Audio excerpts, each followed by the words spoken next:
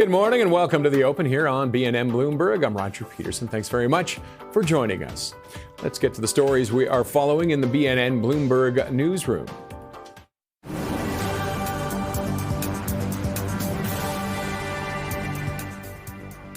Shares of NVIDIA are down in the pre-market, 1.25% after the AI chip designer purchased Intel shares worth $5 billion US. The deal is seen as a major financial lifeline for the chipmaker after years of missteps and capital-intensive production capacity expansions that drained its finances. Copper prices surged to a record near 13,000 US a ton on the London Metal Exchange, extending a sharp year-end rally driven by supply fears. Prices jumped more than 6% at the open before pairing gains while US futures retreated. Investors are racing to move metal into the US ahead of potential import tariffs under President Trump, tightening supply elsewhere. Analysts caution prices may be running ahead of fundamentals, especially as demand weakens in China, the world's largest copper consumer.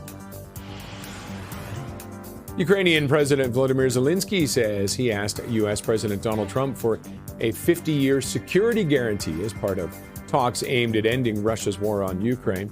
Speaking after meetings at Trump's Mar-a-Lago resort, Zelensky said key issues remain unresolved, including control of eastern territories and a Russian-occupied nuclear plant. Trump said progress is being made, but no timeline has been set. Moscow continues to press for maximalist demands, while European leaders prepare further talks in early January. And taking a look at the markets right now, Santa Claus rally may be a bit stalled for today, at least going by the futures. You can see the Dow's off by about 0.22%, NASDAQ 100 off by 0.64 right now, and the S&P 500 down by about 0.4%. Looking at the TSX, you can see closed just below 32,000. It's been on holidays for the last few days. We'll see what happens. It was down slightly last week, but on Wednesday at least, and we'll see how it does when it opens today. But right now, just below 32,000. Taking a look at the metals, and we're going to jump to oil. Actually, we're going to take a look at oil first, and WTI is up 2.26%, back over 58. Still down for the year, and of course it was down at 5-year lows just a few weeks ago. And gold, now you can see it's off by 2.8%, 2.84 roughly. Some pressures there right now, but still hovering over $4,400. Record territories is where it's near, and same for silver and copper, as we were talking about. And the Canadian dollar off slightly at 73.04 cents, but you can see still up for the year as we close in on the end.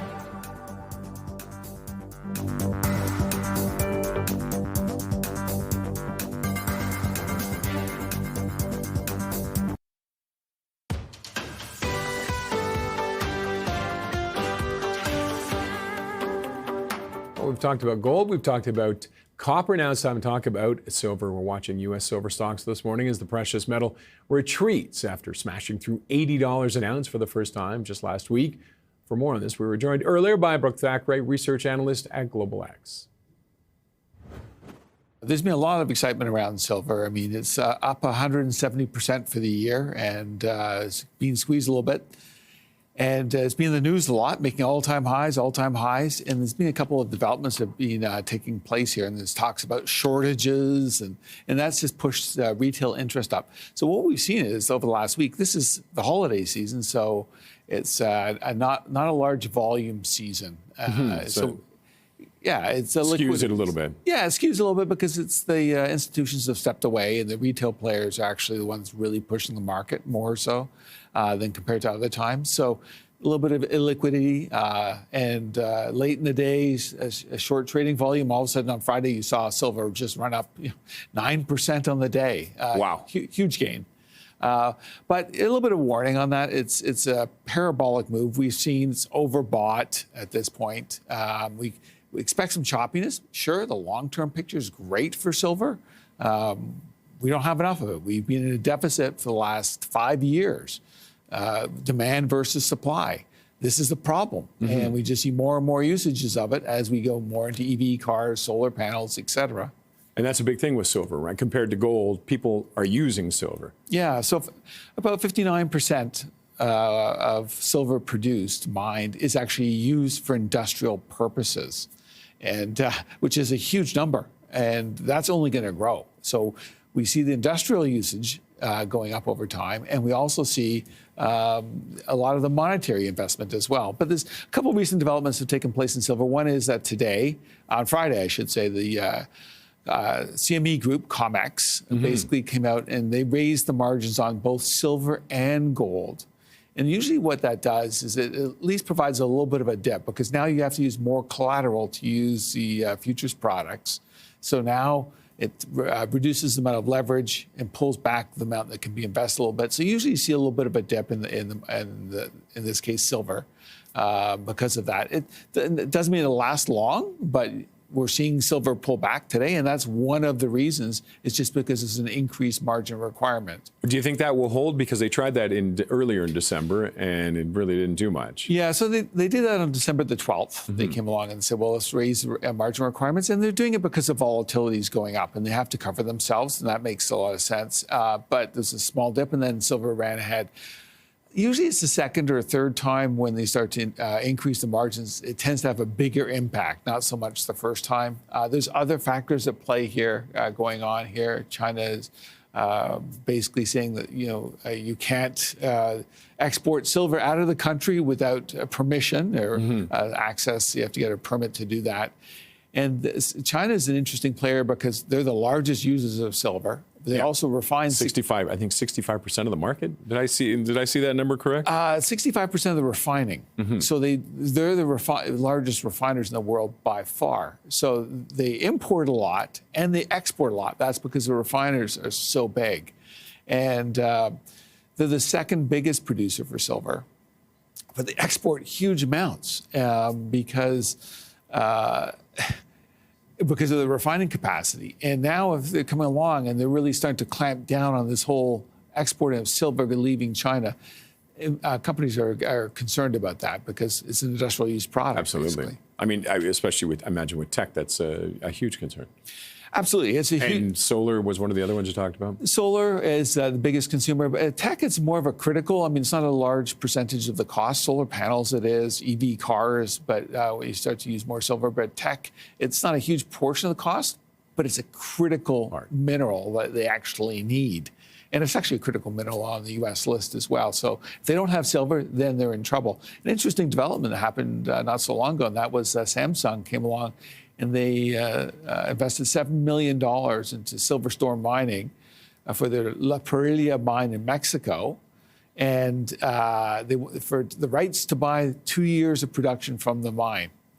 And so they're locking up the production. So now they know they have that silver in case there's shortages in the future. I think we're going to see more of this, by the way, in 2026, where companies are buying out there's part of the supply chain. Almost silo, right? So they have it coming straight from the mine without having to deal with anybody else. And making sure that they can get the delivery of it on time, when they want it and how they want it. And they can say, well, here's our guaranteed supply source. And we've seen the U.S. government do that in 2025 with critical minerals. I think companies are going to start to take a look and go, hey, you know what? We need to lock in a little bit of copper here in the future. Maybe we should actually buy that supply stream coming from a mine or silver or whatever it is. I think we're going to start to see more of that trending higher in 2026. And could you see, just before we go, could you see China cracking down further, tightening it up even further? I think so. I mean, well, they crack down with the rare earth metals. It's a moving benchmark because they do it. The U.S. comes back and says, hey, you can't do that. And then they adjust it accordingly, but they're still doing it, even in rare earth metals. So I think their goal is to really try and really tweak that whole system. So it's not just, hey, we're outflowing rare earth, we're outflowing silver. So I do think this is a concern for the future. That was Brooke Thackeray, research analyst at Global X. Coming up, we're looking back at the year in Canadian politics, tariffs, and Trump. Stay with us.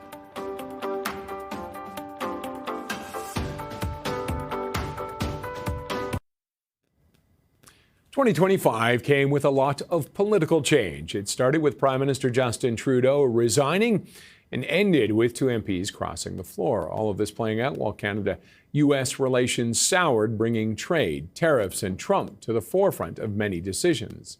CTV's Annie Bergeron-Oliver reminds us what happened this year in politics. Just days into 2025, the winds of change were blowing strong as Prime Minister Justin Trudeau announced his tenure was coming to an end. This country deserves a real choice in the next election, and it has become clear to me that if I'm having to fight internal battles, I cannot be the best option in that election. The election wouldn't happen until the spring, but Trudeau's plunging popularity with Conservative premiers, his caucus, and eventually the U.S. president had become insurmountable. Justin Trudeau, nice guy. I think he's a very good guy. I call him Governor Trudeau. He should be governor. For months, their troubled relationship and Trump's calls for Canada to become the 51st state dominated the political agenda. Oh, say, can you see? And even bled into the sports world, where the U.S. anthem was repeatedly booed. The tense tariff war and strained Canada-U.S. relationship becoming the focus of the 2-month-long Liberal leadership race. Our neighbors want to take us. No way.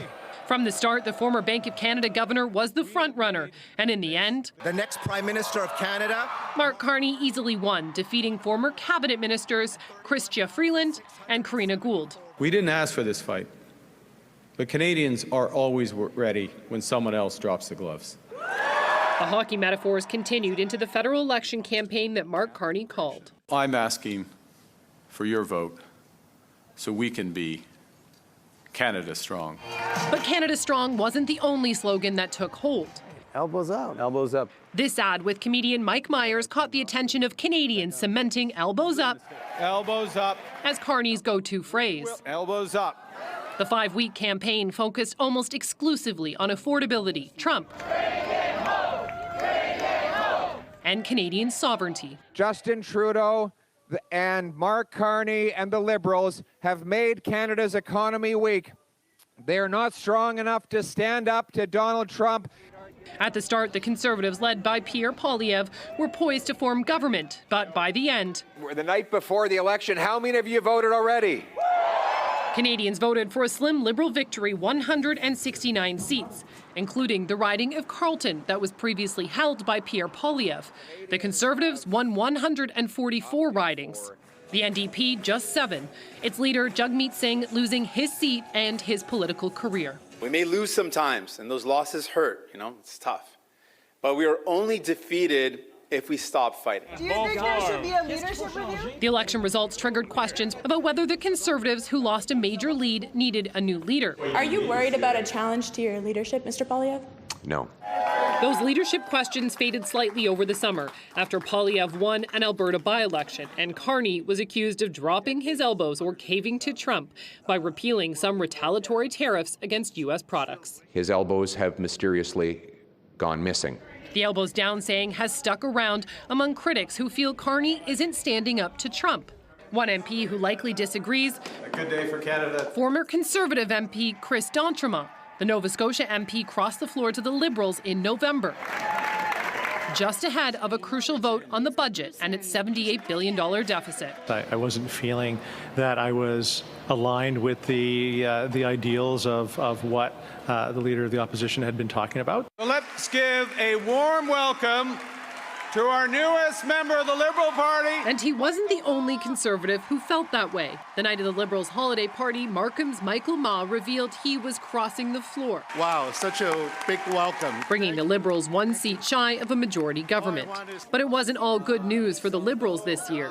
The environmentalist Stephen Guilbeault resigned from cabinet after Carney and Alberta Premier Danielle Smith announced plans to build a pipeline to northern British Columbia. Very pleased that the Prime Minister has heard our concerns and responded to them. Questions about whether a pipeline are the right move for Canada now are expected to dominate the political landscape in 2026. And already, some pundits are speculating that an election call could come next year. Annie Bergeron-Oliver, CTV News, Ottawa. Up next, as Canadians wrap up their holiday shopping ahead of the new year, we'll get more insight on what retail trends to look for in 2026. That's after the break.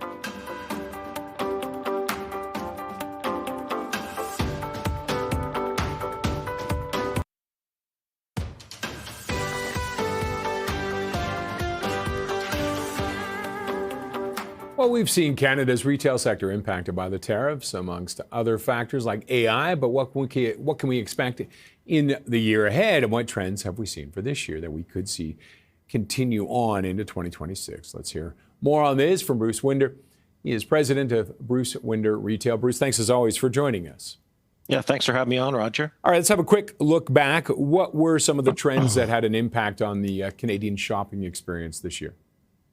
Yeah, there's quite a few. One of them was the K-shaped economy. You know, we talked a lot about that. You've heard a lot about that in the media. But basically what's happened is at the very top of the K, if you will, you know, luxury is doing pretty well. There's some fairly affluent consumers who are spending well.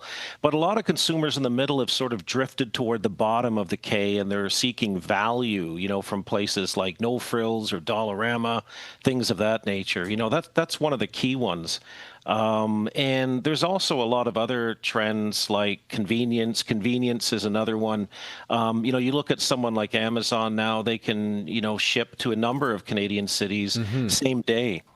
That's crazy. And yeah, it is crazy. And within GTA, there's 4 shipping windows. But it's not an accident. They've spent about $65 billion in Canada since 2010. They've got about 46,000 employees, 70 facilities. So convenience is another big trend, Roger.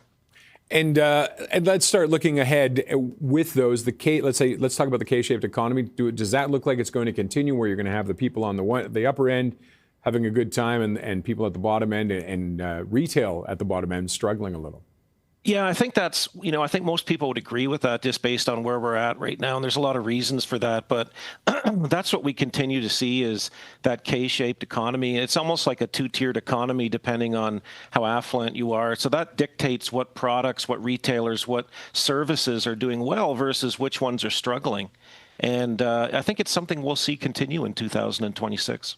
And with something like Amazon, the same-day service, is that a huge game changer? I mean, one of the things I think people talk about ordering online is it takes a few days, sometimes longer, depending, to get there. But now, if you know you can get some of those things the same day, will that put more pressure on bricks and mortar? Yeah, it really does. You know, it really does, because it becomes sort of a smaller reason now as to why you need to go to brick and mortar stores. You know, if you want to try something on or talk to service people. But if you're basically buying an item, you know, at a price, it's a lot more convenient now just to have it delivered to your door. And in Toronto, Ottawa, and Hamilton, you can get it 4 times a day. You know, you don't even have to get it the same day. It's multi-times a day. So, yeah, it's super convenient now. And I imagine, AI is already starting to influence. So it's fascinating people are using AI to shop. But and we'll get to that in just a sec. But AI also will probably expand the ability of Amazon and places to offer that same-day service even to smaller markets when they realize what's likely going to be needed in those markets at certain times. They can probably have it on stock. Yeah, that's key, Roger, is, you know, based on algorithms and AI and scraping the internet for each consumer, they can actually forecast ahead of time where the inventory should be before consumers buy it. So that's one of the keys to making this successful, is that kind of AI involvement. And do you see bricks and mortar keeping up, or are they going to be able to keep up? They're still the predominant, though. I think we forget that sometimes. There's still everybody goes brick and mortar still. Yeah, we forget that sometimes. I mean, brick and mortar is still 85% of retail sales. It just slowly sort of, you know, starts to migrate toward online every year based on demographics, younger consumers, you know, thinking of online first. But yeah, definitely brick and mortar is still the vast majority of retail sales in Canada. Okay, and let's talk a little bit about AI and how retailers are using it, and also how, we heard a little bit there, but also how shoppers are using it as well. Yeah, it's pretty interesting. I mean, this is one of the first year that we've seen AI agents. So, you know, AI apps. So, you know, you look at 3 years ago, ChatGPT jumped into the world, and then that sort of caused a major movement toward AI, mainstream movement. But now you have Perplexity, you know, you have Gemini from Google. If you're on Amazon, you have Rufus. And these AI agents can do a lot of the heavy lifting for you. You can just put in a prompt, and they'll search the internet for you, making recommendations for products product, even comparing prices. The only thing you got to watch is they're not 100% accurate yet, so you have to take them with a grain of salt. All right, but they're only getting better. One of the things that was a factor that everybody's been talking about, tariffs heading into 2026. Do we know what kind of an impact that might have on retail? Yeah, I mean, it's had a couple of impacts. One is it's made consumers a lot more nervous about spending because they don't know if they're going to have a job in the future, particularly in the steel, automotive, aluminum industries. But it's also created a little bit of inflation because Canadian retailers buy some products from the U.S. Those products from the U.S., the input costs or even some of the other finished goods come from Southeast Asia where there's tariffs. So it's imported a little bit of inflation into our country too.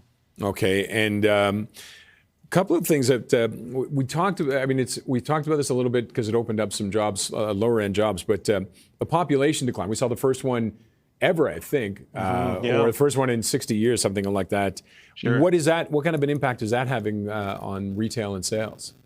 Yeah, it's going to have a negative impact on sort of, fast food places, clothing places. A lot of the folks who were coming in were students and temporary workers. So the things they would need to start their life in Canada, that's not going to happen now, right? So you're going to see a bit of pressure on some of those companies from a top line perspective. And just overall, is there some trends, AI obviously, but any other trends that you see coming up on the retail side heading into 2026? Yeah, just the hardship that malls are having in terms of trying to fill space. I mean, we've seen a number of department stores leave, and it's really difficult for malls to fill that space with anchor tenants. They're having to break up the space or look for unconventional tenants like car dealerships or pickleball courts or service providers. Pickleball courts are everywhere, and car dealerships. I just had a flashback to the Blues Brothers.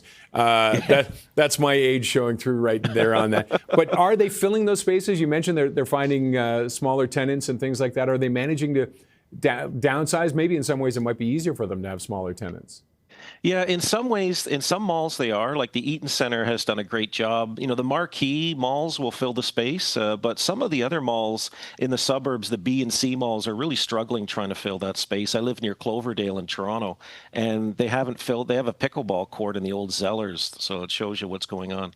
All right, we'll have to leave it there. Bruce, thanks as always for joining us. All the best for the new year. Hey, you too, Roger. Take care. Bruce Winder is president of Bruce Winder Retail. Opening bells are coming up next.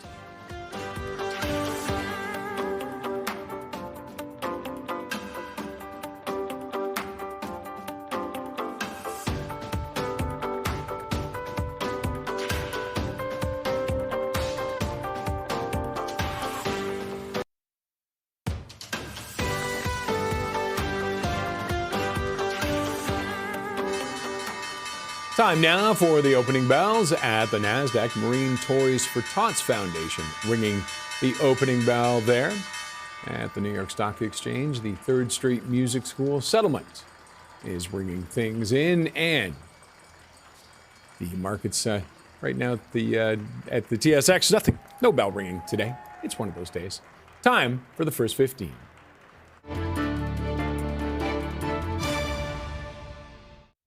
This is BNN Bloomberg, and trading is just getting underway. Let's check in on the equity markets, and you can see reaction. A lot of this silver and the tech stocks driving everything down in a hurry right now.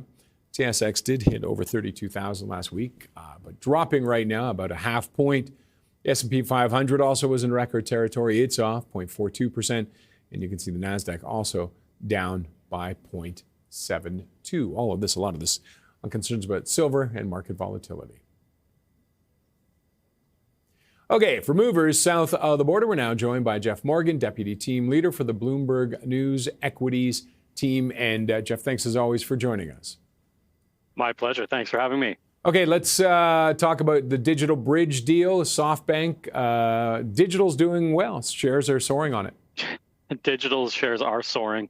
It looks like in the pre-market session, there was maybe some expectations that the deal could even value the company a little bit higher. The company at one point had been up as much as 54% in the pre-market session. That had the shares trading around $18 a share. The actual deal and the number that we have is $16 a share. The stock hasn't quite gotten there yet. We're at about 15.28 right now, and so the stock is up about 10%. Maybe investors are expressing a little bit of wariness of whether or not this gets done. Otherwise, you would see the shares trading at the deal price, which is $16 a share. So this is a big deal for the company. Gives it a total enterprise value of about $4 billion. This is a company that invests in cell towers, fiber optic cables, and so it could be a beneficiary of this kind of AI infrastructure build out. Definitely worth watching over the course of the day whether we do get all the way up to that $16 a share number, which would accelerate the gains that we are seeing so far here in the early trading. And have we heard from SoftBank on what their purpose is for this? We haven't, aside from what they've put out in the release. Early this morning, there was a lot of speculation on whether a deal would happen. Now we have the deal. So something to keep watch over the course of the trading session today, now that we have the actual terms of the deal here. Okay, and the other one we're talking about, we're going overseas, Ukraine Telecom, Kyivstar. This is an interesting one. This is a company with a U.S. stock listing, and it was up through 4.5% in the pre-market session. It's worth watching over the course of the day because there is some kind of risk-off mood in the U.S. market so far this morning because of a lack of a geopolitical a peace deal between Ukraine and Russia and some geopolitical tensions. However, this stock is gaining, and this stock is worth watching as a result. There is some potential here, so I guess some optimism that, if there is progress on this, Ukraine's GDP growth, at least according to Oppenheimer, could quadruple as money flows back into the country for a reconstruction effort, which would be a benefit to this company and to maybe a handful of others. But Kyivstar is worth watching because it's a Ukrainian company with a U.S. stock ticker, and it's moving higher so far this morning, and definitely worth keeping an eye on. And I imagine there would be a lot, if these peace talks hopefully progress, because we know infrastructure was one of the targets, regular targets for Russian attacks. A lot of big ifs here. And of course, as I mentioned, the broader macro mood so far this morning has been one of pessimism. So you have a little bit of pessimism kind of more broadly colliding with optimism in at least one stock here. So that's kind of what's making this dynamic somewhat interesting this morning. Do we know the market size for Kyivstar in Ukraine? We do not. Well, at least. Don't want to put you on the. I didn't want to put you on the spot, but I was just curious. I imagine good. It's probably one of the biggest ones if it's trading in New York. Yes, it has a pretty decent, $3.2 billion market capitalization. So, decent in size for a telecom operator there. Okay, no more unplanned questions, Jeff, I promise. Thanks as always for joining. My pleasure. Jeff Morgan is Deputy Team Leader for the Bloomberg News Equities team. And from a scrappy startup to a global media giant, we're taking a deeper look at YouTube's evolution over its 20-year history. That's after the break.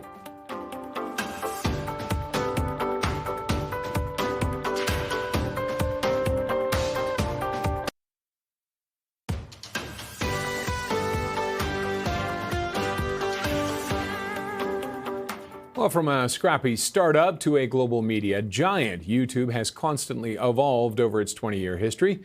Bloomberg Originals examines the platform's legacy and the challenges posed by AI and its biggest competitor, TikTok. This is Bloomberg. Okay, hi. So, my name is Boxy, and it's been a while since I made a new video. I first heard about YouTube when I was in high school. I went to a party with Daniel, and he kissed me. Just kind of wondering, what is that? I have this really vague memory. They have really long trunks. I believe it might have been the first YouTube video ever. It was, and featured trunk enthusiast and YouTube co-founder Javed Karim. And it ignited 20 years of liking, commenting, and subscribing. 20 million videos are uploaded to YouTube every day, and the site's estimated to account for about a fifth of all internet traffic. In the US, people spend more time watching YouTube on TV than Netflix, Amazon, or all of Disney's TV networks and streaming services combined. But the world's central repository of video content is now taking a risky gamble, while also facing its first real competition in years. The biggest threat for YouTube is that someone could come along and do what they did 20 years ago. And so, with novel threats knocking at its door, can a wealthy, grown-up YouTube still keep its kids engaged? You're still here.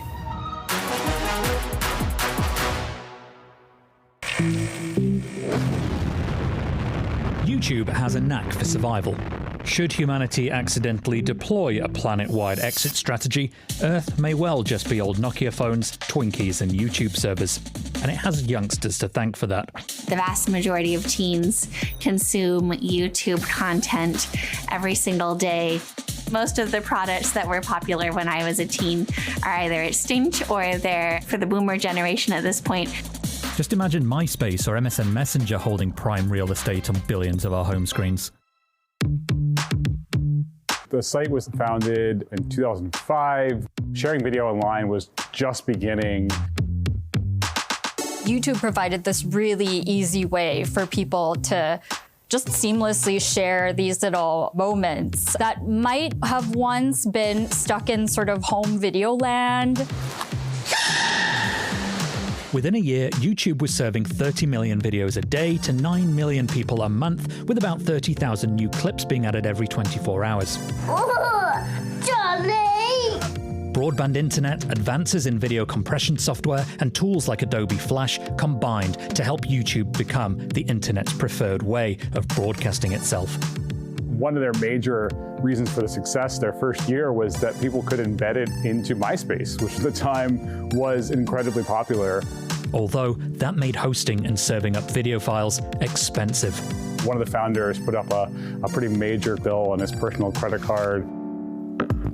It had also caught the attention of some deep-pocketed businesses at a pivotal stage in their own evolution. Google was very worried they would become obsolete if they did not have a social media component to their business. So it snapped up YouTube for $1.6 billion, enough for the founders to pay off their credit cards, go back and look at some more elephants, and have change to spare. And change really is the operative word here. This was the beginning of this sort of user-generated internet. So what had Google actually bought? At the time, a big viral success story was Brie Avery, better known as the character Lonely Girl 15. Hi, guys. It tapped into what YouTube did best. I don't really know how my parents would react to this. She was sort of talking to the audience as if they knew her. And countless other young people achieved cult status doing the same, including Boxy, aka actress Catherine Wayne. I was like, I am not trolling! I am Boxy, you see? The old tastemakers that had kind of determined what would be in vogue, that was starting to change, and YouTube really catalyzed that shift. Not without some irony and costly legal crises, though, thanks to YouTube's belly full of copyrighted material from those old tastemakers. And they interpreted it this way that, listen, if someone's going to ask us to take it down, we will, but until then, we're going to keep it up. That soon came to a head. It's the latest round of charges and countercharges in Viacom's billion-dollar copyright infringement lawsuit against YouTube. Viacom ended up accusing YouTube and Google of knowingly putting up that copyright and making money from it. After 7 years of back and forth, the companies eventually settled. Still, YouTube needed to convince the rest of the industry it was legit. What it did changed the direction of the platform for the next decade. And so began Act 2. Amid the Viacom ordeal and with a global music scandal still in recent memory, Google rolled out something called Content ID. And that effectively is a piece of software that can detect when copyrighted material shows up in a video, and then it gives the owner the ability to either remove that video or make money from any ads that appear on that. And sort of overnight, that system basically let YouTube coexist with the record labels, with Hollywood studios, with TV networks. And we saw this major shift where they were willing to go to YouTube in part because they saw a commercial pathway. And a lucrative one. Over the last 5 years, YouTube ads consistently made up 10 to 11% of all Alphabet's revenue, which has roughly doubled in that time from $183 billion to $350 billion in 2024. That year, YouTube ad sales hit $36 billion, almost as much as Disney, Paramount, Fox, and NBC Universal combined. But back to our timeline. In 2010, YouTube introduced the next key feature that would lead to all that. They built this format called the skippable ad, which seems kind of counterintuitive, but now we're all familiar with this, right? Skippable ads incentivized marketing departments to create compelling promos that people wouldn't want to ignore. Whether you own one donkey or dozens, we can help protect what matters most. And then, this. When I grow up, I'm a be a supermodel. In 2012, YouTube made this seismic change in switching over to prioritize what it's called watch time. This disincentivized clickbaity videos and encouraged users to upload stuff people actually wanted to watch. Beauty vlogging, makeup tutorials became really popular, video game live streams. And that's in part why podcasts are really popular on YouTube. People put it on in the background and just keep it on for hours and hours. The total amount of time people spend watching short clips remains significant, but more time's now given to videos 20 minutes or longer than all the little ones put together. Come to think of it, we should probably have padded this video out a bit more. Have a cat on a keyboard. In its second decade of life, YouTube's enduring popularity with younger audiences brought about new obstacles. One of the most infamous crises they had to deal with was New Year's Eve 2018. Logan Paul at the time was one of the biggest YouTubers in the world and had gone to shoot this series in Japan. This forest is also known as the Japanese suicide forest. I should have never posted the video. I'm sorry. YouTube toughened its content policies after this, but vetting the 20 million uploads it says users make each day is notoriously difficult.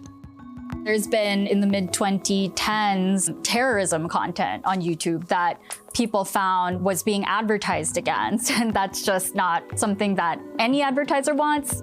You saw a major boycott of advertisers at the start of 2017 around content moderation issues. Most returned after content rules were tightened further, and non-compliant videos were removed more quickly. But YouTube now exists in a political era, at least in the US, where aggressive moderation is less popular. Their trust and safety teams have been really hit hard by layoffs in recent years. YouTube and Google are both trying to have a lighter touch, not really moderate so heavily. They'll need to deal with those industry-wide responsibilities while maintaining the unique loyalty of YouTube's users and the 20 billion videos they've uploaded, and do so in the face of unprecedented competition. That will define how YouTube will do from here on out, in its third act.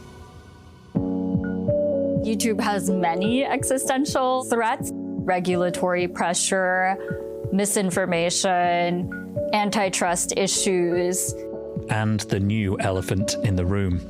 The massive repository of videos that YouTube has built up through the years has become this incredibly valuable asset to train AI models.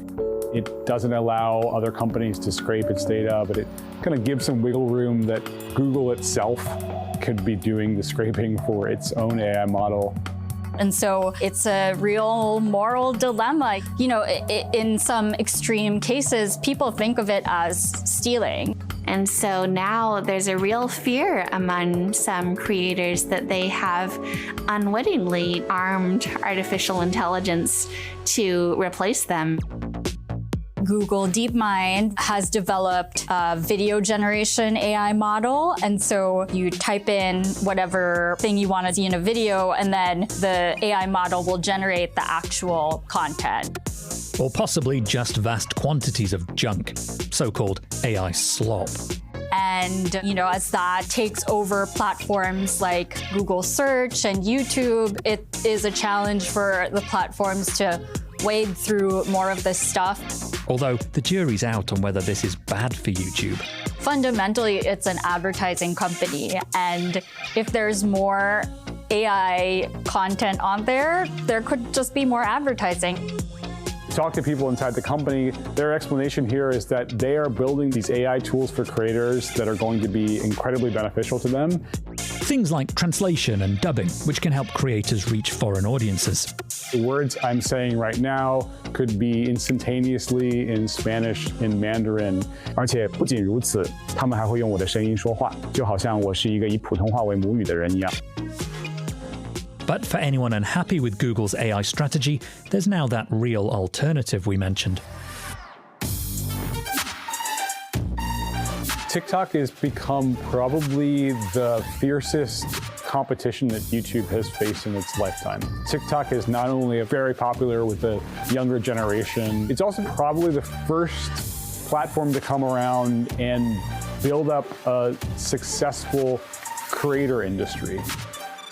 YouTube still pulls the greatest number of teenage eyeballs, if you'll forgive the horrific mental image, but TikTok isn't far behind, prioritizing the short, snappy viral treats YouTube used to feast on.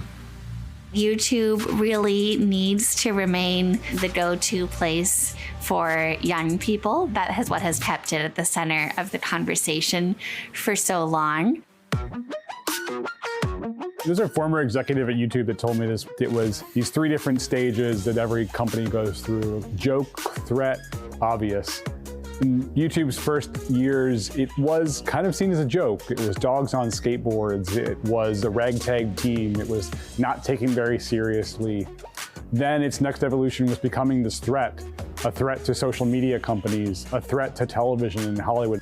Then it entered a third phase where it is obvious. It's just there. It is the sleeping giant of modern media. But to keep it that way and defy the metaphorical warheads of politics, AI, and TikTok, YouTube needs the future Lonely Girl 15s and Boxies of the world to trust it. They formed the bedrock of the platform's success, and for the first time, they no longer need to stay subscribed. I think that's about it. Bye.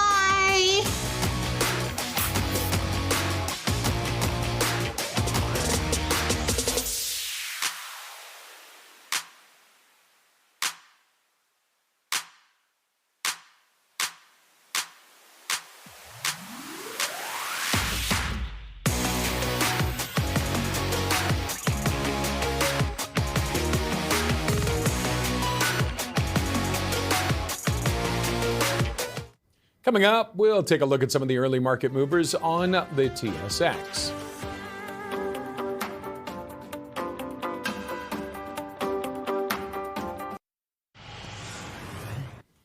Well, a high-stakes meeting that could potentially lead to the end of the war between Russia and Ukraine taking place in Florida yesterday between Ukrainian and American presidents. But as Kamal Karamali tells us of CTV News, there's some sticking points that could slow down the process to a peace deal. This is the meeting that could spell the beginning of the end of the nearly 4-year war between Russia and Ukraine. We covered, somebody would say 95%, I don't know what percent, but we have made a lot of progress on ending that war. Ukrainian President Volodymyr Zelensky in Florida to try and get U.S. President Donald Trump to sign off on his 20-point peace plan. Of course, if we will go further, and I hope that really we will have decisions in January. Those steps involve Russia being a willing participant, which is still in question. One of the key sticking points include territory in eastern Ukraine. Ukraine has said it is willing to withdraw troops if Russia does the same and allow the region to become a demilitarized zone. That is beneficial both to Ukraine and not to Russia because they don't want to move off of the front lines at all. They want to keep the line right where it is. Ukraine is also looking for security guarantees, support from other nations should Russia attack again. Those security guarantees will be provided not only by European and NATO nations, but in the 20-point plan, it specifically spells out the United States. And President Trump has also indicated that the United States is prepared to do that. Part of the reason why rounding up support from Canada and European leaders was so important before meeting Trump. Although time is of the essence for Ukraine, Trump had this to say before the meeting. I don't have deadlines. You know what my deadline is? Getting the war ended. Zelensky claiming Russia doesn't want to negotiate under peaceful terms, pointing to the attack on Kiev earlier this weekend, but Trump maintaining both sides want a peaceful resolution. Kamal Karamali, CTV News, Toronto. Well, on Market Call on Wednesday, we were joined by Paul Harris. He's a portfolio manager at Harris Douglas Asset Management. He was covering North American and global stocks, and his top picks were First Service Corp, FSV on the TSX, Visa, V on the New York Stock Exchange, and Adobe, ADBE on the NASDAQ. And today, you have Brianne Gardner on the show. She is Senior Wealth Manager from Velocity Investment Partners, Raymond James. And we'll be taking your questions on Canadian and U.S. large caps. Let's take a look at the markets right now and see how things are doing. The TSX, the financials index, you can see up ever so slightly, still up 30% for the year, but right now for the day only up by 0.09, almost a wash. Moving over to energy, let's see what they're doing right now. And energy also up ever so slightly. 0.66%, and again, up for the year, 15% as we get close to 2026. Materials now, we'll take a quick peek at that and see what's going on. And you can see it's down 3% almost as we head into the last trading week of the year. And BNN Bloomberg contributor John Ehrlichman is coming up in a little bit. But for now, we're heading to break. Thanks for joining us.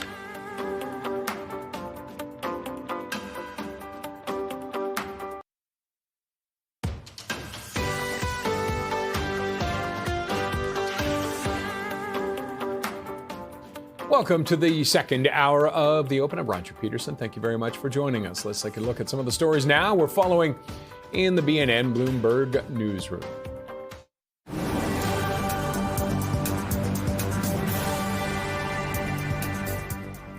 The Wall Street Journal has reported that Lululemon founder Chip Wilson has launched a proxy fight for a board shakeup days after the apparel maker announced the exit of CEO Calvin McDonald. The company said earlier this month the McDonald would step down in January.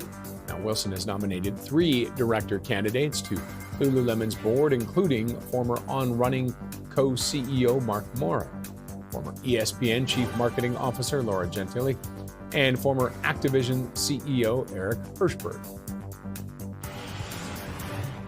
Shares of NVIDIA are down after the AI chip designer purchased Intel shares worth $5 billion US. The deal is seen as a major financial lifeline for the chipmaker after years of missteps and capital-intensive production capacity expansions drained its finances.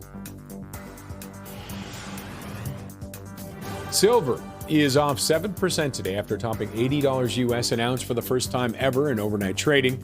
The precious metal is still higher by more than 155% for the year. It started 2025 trading just above $20 US per ounce. Silver is viewed as a safe haven for investors wary of heightened geopolitical tensions and other risks like the ballooning US deficit.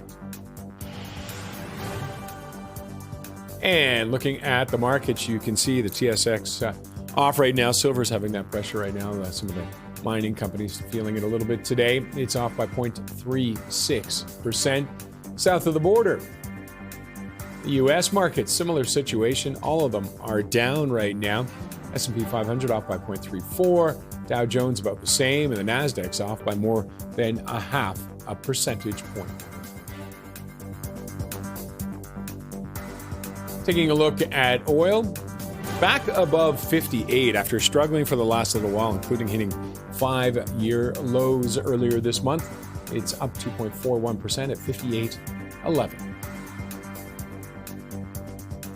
And gold, as we talked about, it is dropping as well, being dragged down by silver. Everything, the volatility, the market volatility there, it is down 4.2% at 4,360 approximately. And the Canadian dollar off ever so slightly, 0.04, but still up 5.35% for the year.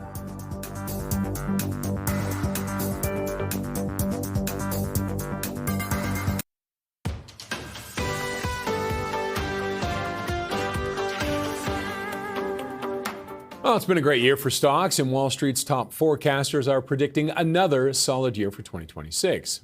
BNN Bloomberg contributor John Ehrlichman joins us now with more on that story. John, of course, hosts the Ticker Take investing channel on YouTube.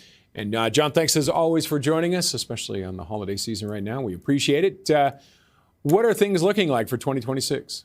Well, Roger, it's so funny to watch this game that the Wall Street strategists play. You know, they don't mind necessarily when they are not quite right, but they hate being wrong because they're paid a lot of money on behalf of these huge institutions to at least be in the ballpark of getting it right.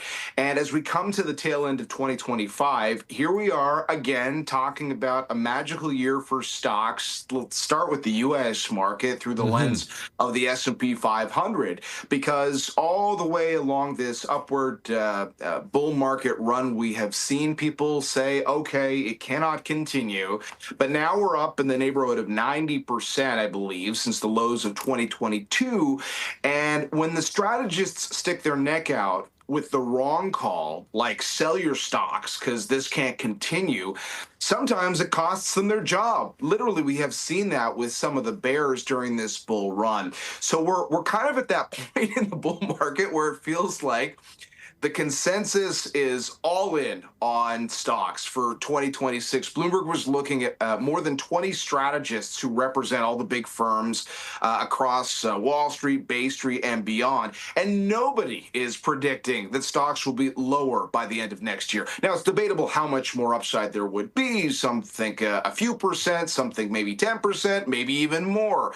But nobody wants to get it wrong at this point. And look, there's still enough on the table that would justify continued gains for stocks. Like if the AI story is very real and a big productivity driver for the economy, there will be certain heavyweights that could benefit the stock market investors from that.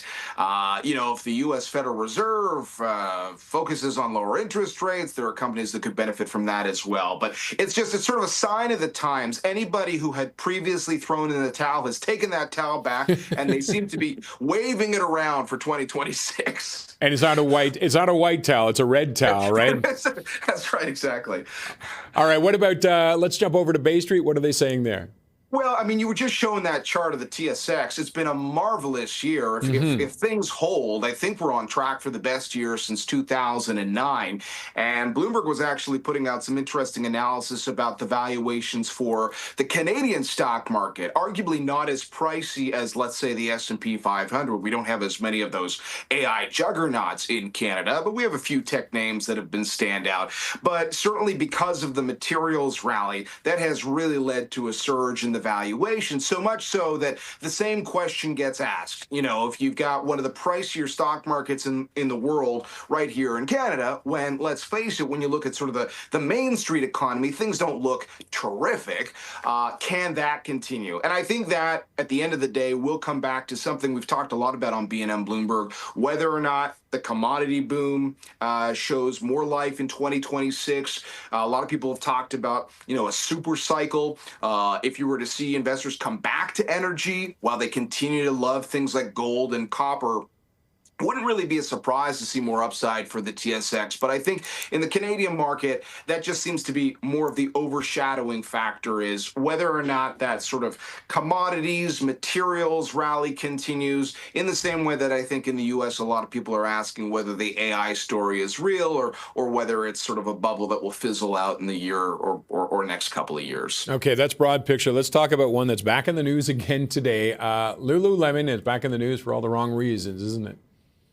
Well, yeah, hasn't this been a fascinating one to watch? Oh, yes, you mentioned it in your newscast. You've got Chip Wilson, the founder of the company, who really hasn't been in the driver's seat for, at this point, about 2 decades, but who has been very vocal. I mean, even though he sold a lot of stock, which led to, in part, his exit from the company, he's still a huge shareholder in the business. And It's charts like this that he doesn't like to see as a large shareholder in Lululemon. So obviously he had been very critical. You mentioned the fact that the CEO, Calvin McDonald, is making his way out. He got the message. But now it looks like, and the Wall Street Journal was first to report this, that he is ready to put his thumbprint, I suppose, on the board of directors, and he wants to bring in a few people that maybe can shake things up. And, you know, I'm not sure that's that much of a surprise, because there's going to be this sort of period where, you know, you've got a CEO transition. That might mean that there's more influence in the boardroom in the short term. You know, does Chip Wilson like what he sees in that boardroom? Clearly, he is looking to make some change here. And I suppose we'll see if any of this can, you know, at least from a management or a sort of a board level, spark some interest in Lululemon, which had been such an amazing stock performer over basically a decade before running into some of this turbulence. All right, there's lots more we could talk about that, but we're out of time. John, thanks as always, though, for joining us.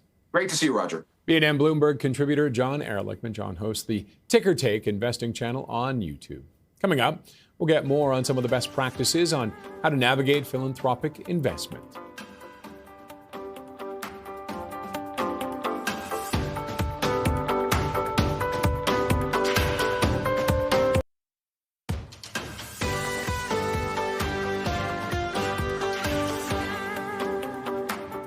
Well, we are nearing the end of the year, which means it's the best time to get into philanthropic investments to receive tax credits before the December 31st deadline. With decades of experience in the field and guiding her clients on the topic, we were joined earlier to talk about it by Tina Taranchian, a senior wealth advisor for Asante Capital. You have until December 31st to make a charitable donation and benefit from the tax credits. It's a non-refundable tax credit, but it will reduce your taxes dollar for dollar for 2025 as long as you make the contribution before the end of December. Now, cash contributions are easy. You can just go online and donate to any charity that you like. But if you have appreciated securities, you're better off donating those securities in kind, because all of the capital gains on those securities will be eliminated, and you will get the same charitable donation tax credit that you would if you were to donate cash. Time is tight right now. It usually takes some time to re-register securities from a brokerage to the brokerage of a charity. So you may still be able to do it, but it's a stretch because of the short time period left. And what's the best way to decide which ones you might want to get rid of at this point? That's a good question. So your best bet is looking at securities that have the biggest appreciation and donating those, because as I said, you will get rid of appreciation or 100%. Appreciation. Okay. You will get rid of 100% of the capital gains that has accrued on those securities. Now, if you like those securities and kind of don't want to donate them, you want to keep them in your portfolio, you can still do it, because if you had the intention of donating to a charity, you probably had set aside some cash to do that. So you could donate the stocks, get rid of the capital gains on those stocks, and then use your cash to buy back those stocks in your portfolio, the cash that you wanted to give to charity. Now, your cost base is higher, your entire capital gains is eliminated, and if you own those stocks in a holding company, if you're a business owner, if you have a holding company, there are extra tax benefits, because 100% of the non-taxable portion of capital gains is credited to a notional account for a corporation. It's called a capital dividend account. And then the business owner can draw that money out tax-free from the corporation. When you donate stocks, 100% of the gains are eliminated. So you can withdraw 100% of the capital gains that you had on those appreciated stocks out of the corporation on a tax-free basis through the capital dividend account. Okay. Sure. Yeah. What about using RSPs? I mean, is there something that you can do with that if that's what you have, all your assets in an RSP? To make charitable donations? Yes. Well, the problem is that when you pull money out of an RSP is considered income, so it's 100% taxable. Now, we do recommend that for people who have a RIF, they have no choice but to withdraw the minimum income. If they do not need that income, then it is a good idea, if they have charitable intentions, to donate that money to charity to offset the taxes on the withdrawal from the RIF. But if you do not have a RIF and you do not have to withdraw from an RSP, usually you're better off donating appreciated securities or cash. Yeah. Do you find this is increasing, charitable donations in society right now? Is that an increasing trend that's taking place? Unfortunately, the number of tax filers who are donating to charity has declined quite a bit. However, the total amount of donations has been increasing. So the wealthy are giving more, which is good. At least, charities are not suffering. But we are seeing a general downtrend in terms of the overall number of people who donate. Let's move on a little bit to the philanthropic investing. What exactly is that, and how do you choose, or how do you set up a portfolio with that? Well, one of the relatively new tools, it's been around for a while, is a donor advice fund. So in the past, wealthy families would set up a charitable foundation. It requires a lot of work because you have to have a board, you have to have minutes, you have to file tax returns for the charity. It's not easy. In the last few years, there's been a big uptick in donor advice funds where a public charity manages all the compliance issues for the donors, but then you control the giving. And donor advice funds are great when you have a big tax problem in 1 year. It could be maybe you sold a lot of stocks in your portfolio to rebalance it and you realize a lot of capital gains. Maybe you sold your business and you have a liquidity event and you have a huge tax problem in that year, but you cannot decide which charity to give to.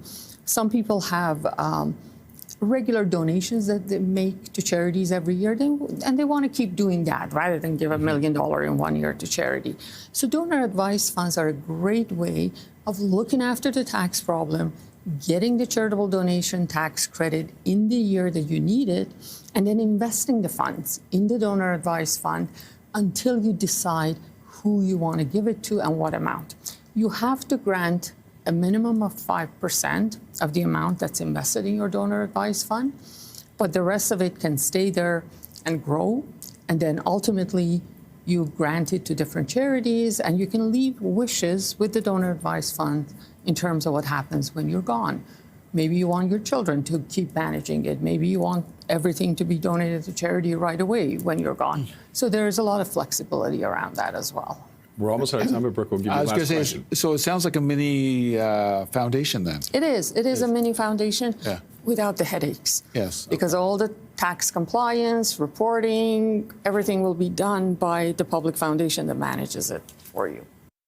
That is Tina Taranchian, a senior wealth advisor for Asante Capital. Up next, we'll hear from a personal finance expert on the 2026 tax tips ahead of the next filing. That's after the break.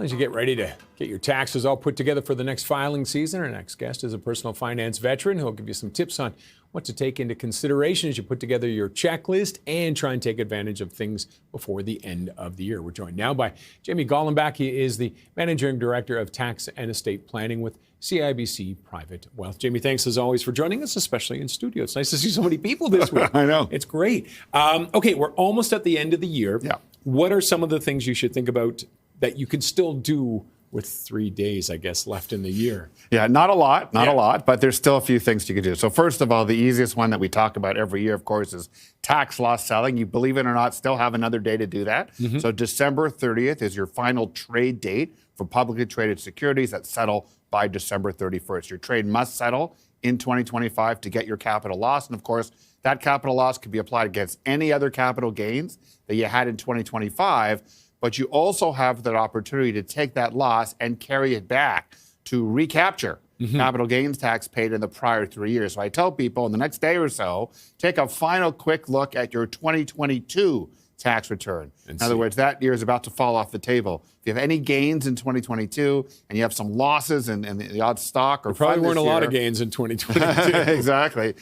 You probably want to take one final check in the next day, get that trade in, have it settled by the 31st. You've got the capital losses. Any gains this year will be offset, and any excess can be carried back to recapture capital gains tax in 2022. How do you decide how much you should sell? I mean, say you have several that you're thinking of getting rid of, but when do you decide when's too much, when's not enough? Yeah, so it really comes down, ultimately, we always tell people, look at the investment opportunity first. In other words, do you think this is the stock that is going to recover, or do you think this stock is done? And I think you've got to make that investment choice first. Once you determine which stock or which position you're ready to sell because you don't believe in it anymore, then you decide based on the magnitude in terms of how much losses do you need to recapture capital gains tax this year and the prior 3 years. Remember, losses always carried forward indefinitely. So there's no rush to claim a loss unless from an investment perspective you think this is the end. It can only go down from here. When would it be, when would be the times where you carry forward a loss? So again, if you have excess losses because you just believe that this position is done, I'd rather redeploy my capital into another stock or another opportunity, then you're just going to get out of it. You're going to take that loss. If you can't use it this year or the previous 3 years, you're going to have that loss carried forward indefinitely to be used against any gain in any time in the future. So it's worth holding on to. Yeah. Okay. And the other one, of course, charitable donations. This time of year, you see all the emails from charities, and a lot of people looking to donate, especially people who've made quite a bit of money. What can you do with that as we approach the end of the year? So again, there's a hard deadline of December 31st. You've got to make that contribution by midnight on December 31st to be able to get that charitable donation credit on your 2025 tax return. You miss it by even 1 day, you're going to have to wait a whole nother year to be able to enjoy the benefits of the refund associated with that. So again, take a look at the opportunities for charitable giving the next couple of days. Credit cards can be done online, lots of ways to do it. Of course, there is the added opportunity to give appreciated securities to charity.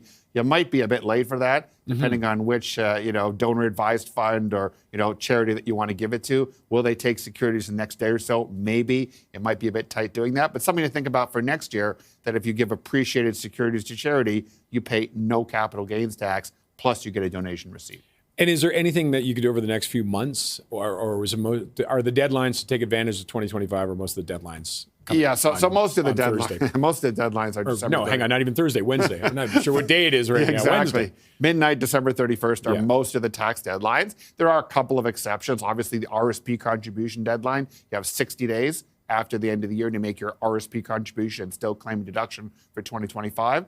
But there are other very strict deadlines, like something as simple as opening up a first home savings account for someone who's a first-time home buyer, meaning you don't own a home in the current year and the previous 4 calendar years. Just opening up the account, even if you don't put any money in by December 31st, allows you to create that $8,000 of contribution room for 2025. Meaning that if you have some money in 2026, not only can you put in another $8,000 in 2026, but you'll have a carry forward for 2025. If you don't open up the account in 2025, you won't even have the carry forward room. So that's another quick thing you want to do by December 31st if you're a first-time home buyer. Okay, and with RSPs, is there a time when maybe you don't want to max out on it, or do you always want to try and max out on it? For most people, I would say you always want to try to max out. The only difference is if you're trying to choose between RSPs and TFSAs, and you don't have enough money to do both. We generally say if you're in a high tax bracket when you're working, and you're going to be in a lower bracket when you take the money out in retirement, RSPs are the way to go with limited funds. On the other hand, if you're in a lower tax bracket now, you're starting your first job, first career, maybe you're in the lowest tax bracket, you're making under $58,000 a year. Yep. You might as well pay your tax now, take the after-tax amount, put that into a TFSA. Your RSP room will always be carried forward, just like TFSA room. But again, high bracket now, low bracket later. We do RSPs first. Low bracket now, maybe higher bracket later. We're going to favor the TFSA. Okay, and then RESPs, if you have kids, and you're like my son's hitting the point, he's starting to college. We took some out before the end of the year. to make the payments that are coming up in a month or so. But is that the better way to do it? Yeah, so I always tell people, we always focus on contributions to RESPs. Equally important, if not more important, is withdrawals from RESPs. Contributions will always come out tax-free, but all the income, the growth, and the government grants are taxable to the student. So now is a great time in the next few days, take a look at the student's projected income for 2025. Remember, every individual in Canada has the basic personal amount, which is around $16,000. They could take out $16,000 of educational assistance payments, EAPs, from the RESP with zero tax. And the amount be even higher if they have tuition credits. So you might want to just think about taking some extra cash in the next few days to create income, which will be non-taxable to the student. Because if they're not taking full advantage of the basic personal amount every year, they lose it, because that's not something that carries forward from year to year. Tuition carries forward. The basic personal amount, use it or lose it. Up. And we're almost out of time. But any changes, tax changes people need to be aware of heading in for 2026 into 2027? Yeah, nothing major. The only good news, I guess, for most people is that the lowest tax bracket on the first 58,000 or so will be decreasing by another half a point. So we were at 15, we're at 14.5% for 2025. From July 1st, we're going down to 14%. That'll be automatic. It'll just come right off your pay calculations at work or at the end of the year when you file your return. Okay, we'll leave it there. Jimmy, thanks as always for joining us. Have a great new year. Thank you. We appreciate it. And that was Jamie Gollenbeck. He's the Managing Director of Tax and Estate Planning at CIBC Private Wealth. Now, earlier this year, Oracle stock surged after a landmark $300 billion deal with OpenAI, briefly making co-founder Larry Ellison the world's richest person. After the break, we'll dive into the legacy tech giant's rise to AI infrastructure.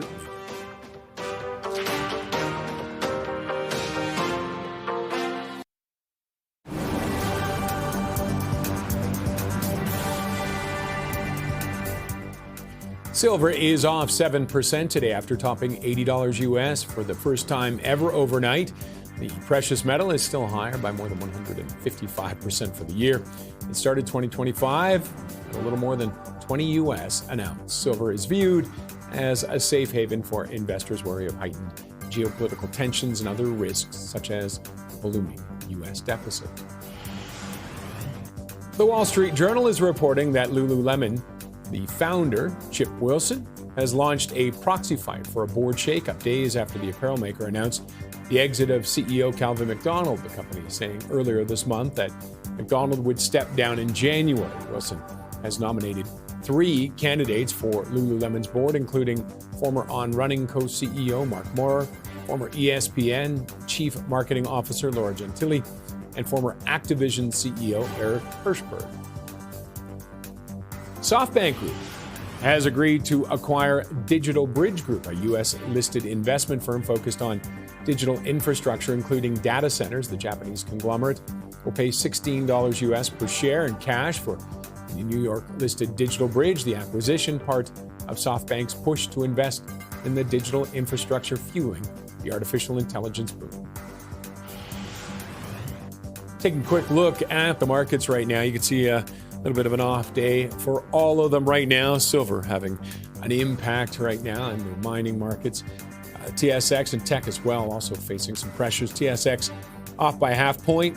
The S&P 500 down by 0.34. And the NASDAQ also down by about a half point. Earlier this year, Oracle's stock surged after a landmark $300 billion deal with OpenAI, briefly making co-founder Larry Ellison the world's richest person. Bloomberg Originals explains the legacy tech giant's rise to AI infrastructure leader. This Bloomberg doc dove deeper. True to its name, only Oracle seemed to see this coming. Oracle is having its biggest jump since 1992. What a blowout quarter for the software company. Maybe the stock of the year. And then, just days later, TikTok's US operations are set to be acquired by a consortium including Oracle. Oracle shares spike after it's named as part of the consortium. What was going on? This was an old-school enterprise tech firm, tickling investors in places only a flashy startup normally reaches. Because Oracle basically said that they have almost $500 billion of contracts to be earned in the next few years. And that was a shocker. Everyone was modeling maybe, $150 billion. It blew away analyst expectations. Now, Oracle's deeply connected to one of the hottest social media properties on the planet, and behind one of the most ambitious infrastructure projects on the planet. Oracle had been written off as a kind of IBM-like company. This is an incredible comeback story.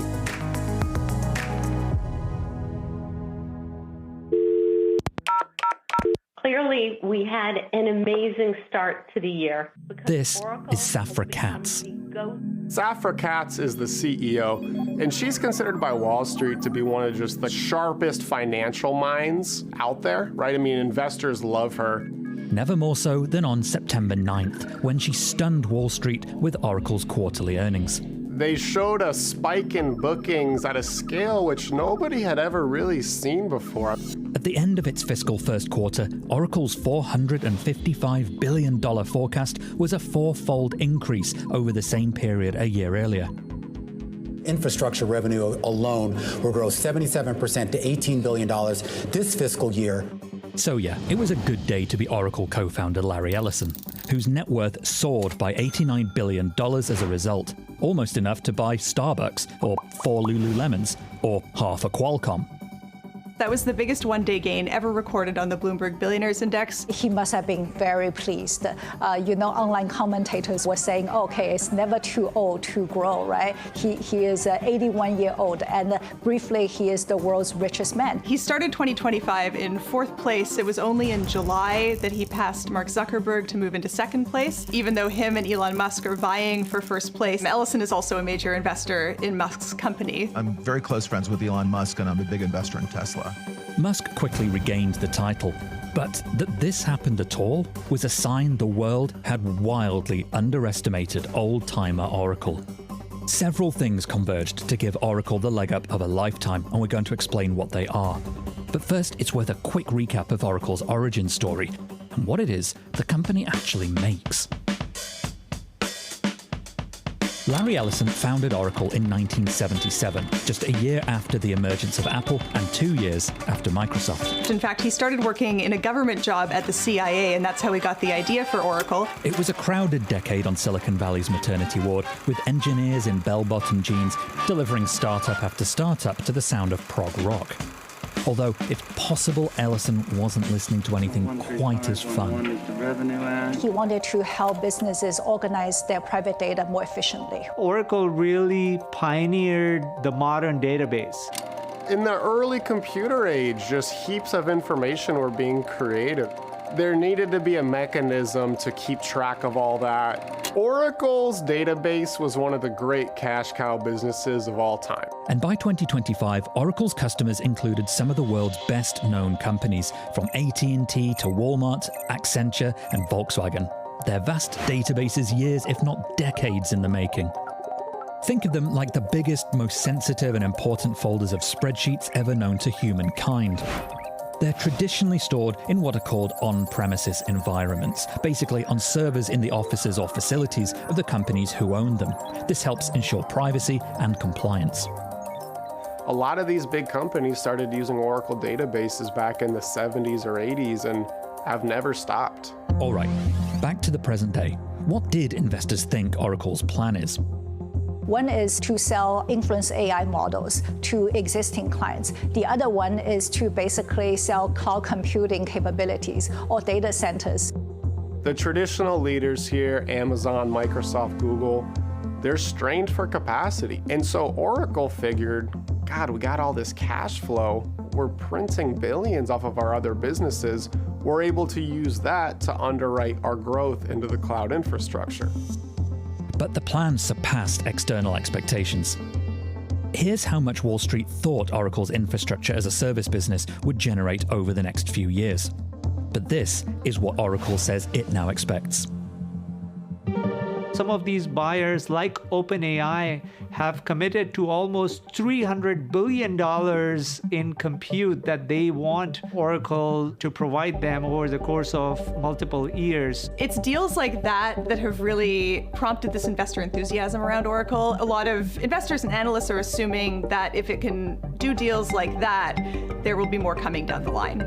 In August, NVIDIA CEO Jensen Huang said he expected as much as $4 trillion to be spent on AI infrastructure by the end of the decade.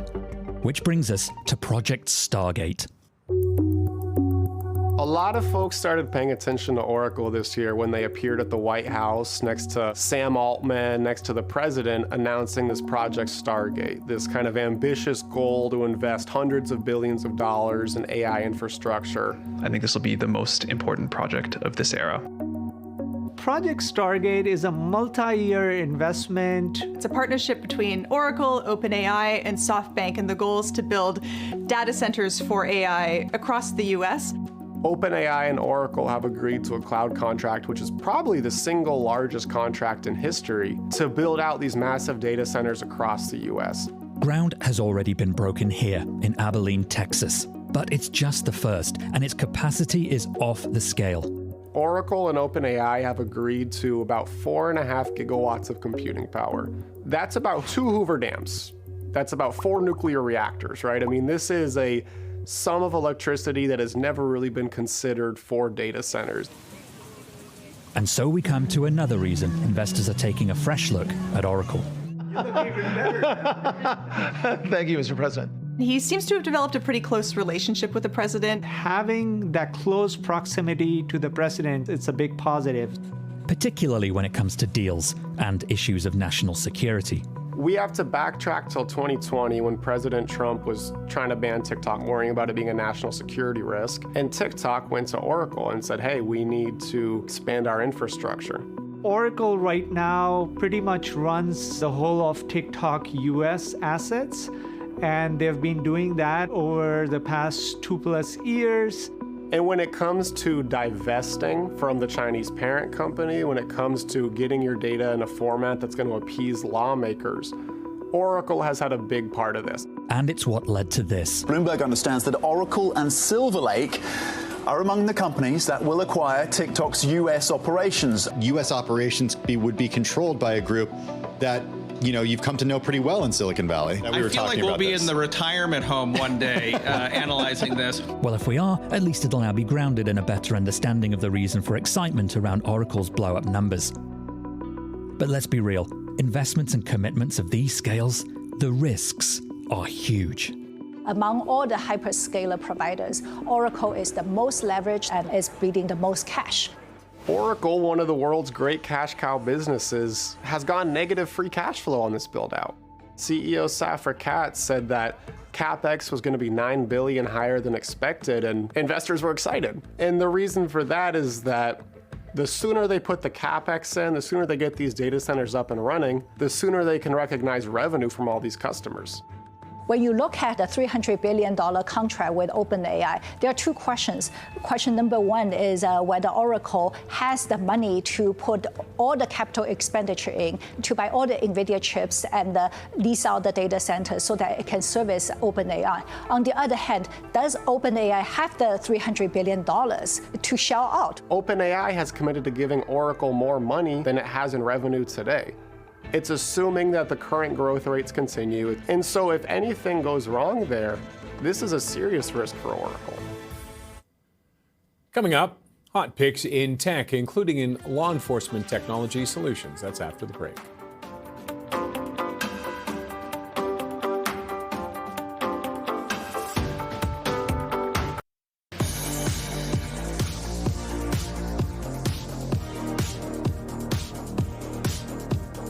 All right, time now for hot picks, and our next guest covers tech and has a law enforcement technology stock as one of his top picks. Let's get more now from Andrew Sherman, analyst at TD Cowen. Andrew, thanks as always for joining us.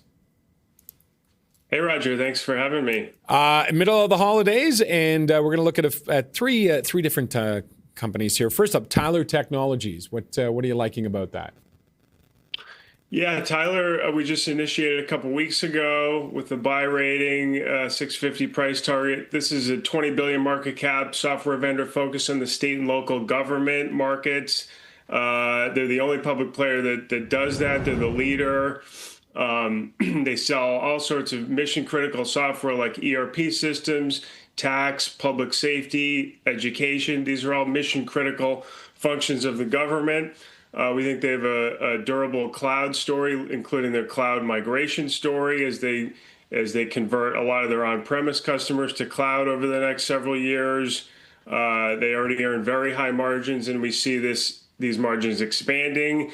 We think their AI positioning is great as they have deep customer domain data and domain expertise that they can use to automate a lot of manual functions that exist in these agencies.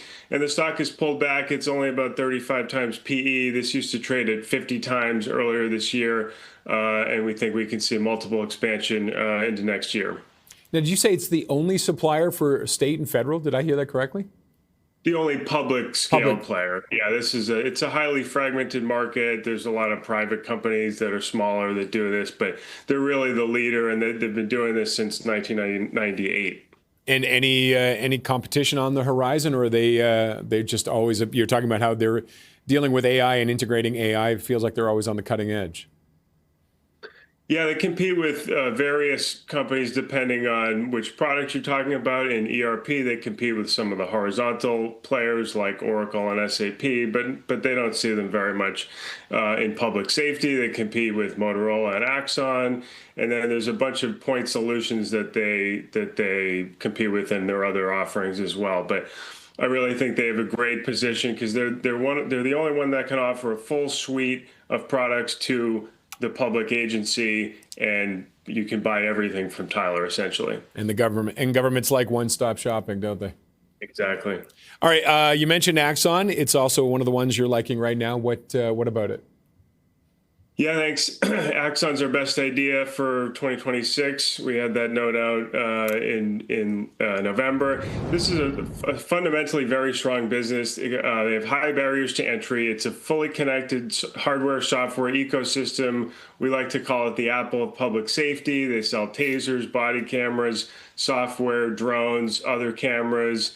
And they have a great AI product now that's their fastest selling product in history. And a lot of that is led by an automated report writing software that is driven through the body camera. It also does real-time translation through the body camera in over 50 languages, which is a game-changing technology.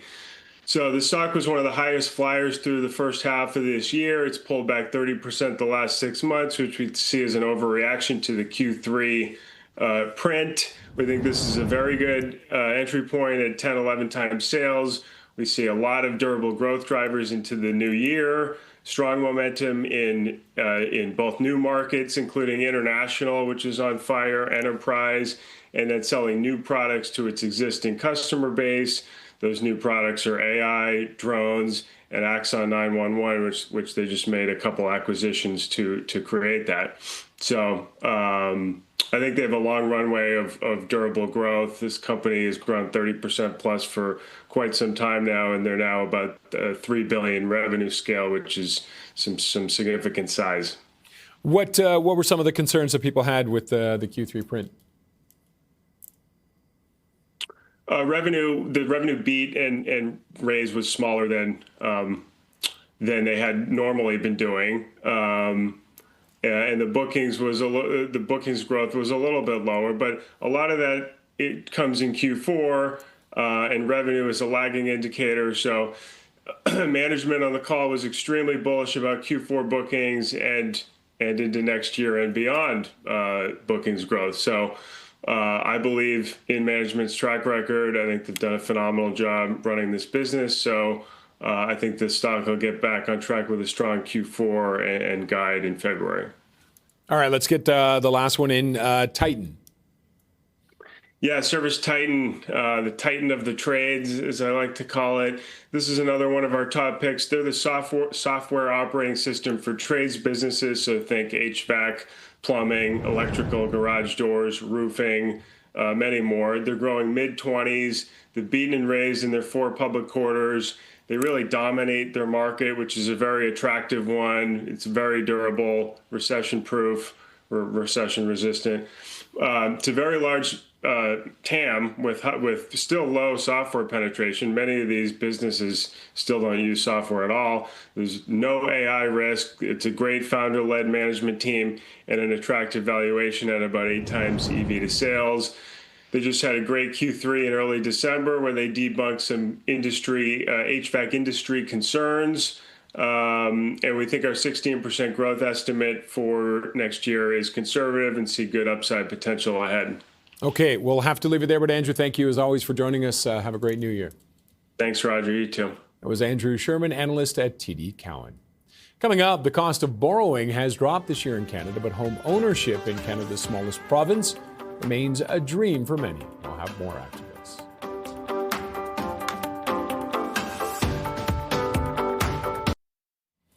Well, the cost of borrowing has dropped in Canada this year, but home ownership in PEI remains a dream for many. CTV's Maria Saru has more. For islanders dreaming of a place of their own, the gap between wanting a house and affording one can still feel wide.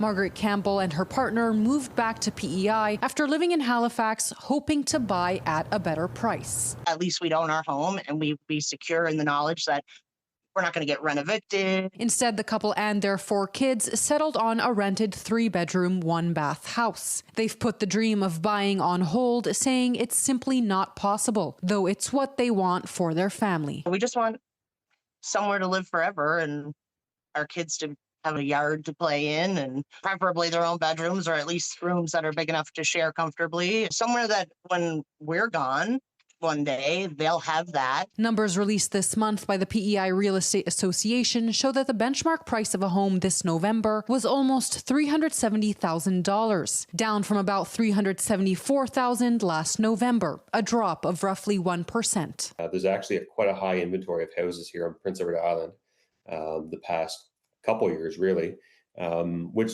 will give buyers more of an opportunity to be picky. Real estate agent Jeff McKay adds, despite that recent cooling, prices overall are still headed up. It changes small amounts each year. Like you won't see the big jumps. So I think it'll be steady growth, but marginal. Nationally, British Columbia has the highest home price of around $968,500. New Brunswick has the lowest at $334,000. Homes here on PEI are still well below the national non-seasonally adjusted average price of about $682,000, according to the Canadian Real Estate Association.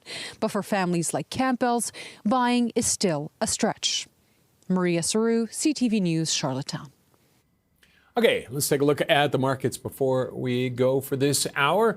Heading over to the TSX, you can see it is off again today, continuing a little bit of a negative run that last couple of days. It's off by 0.45%.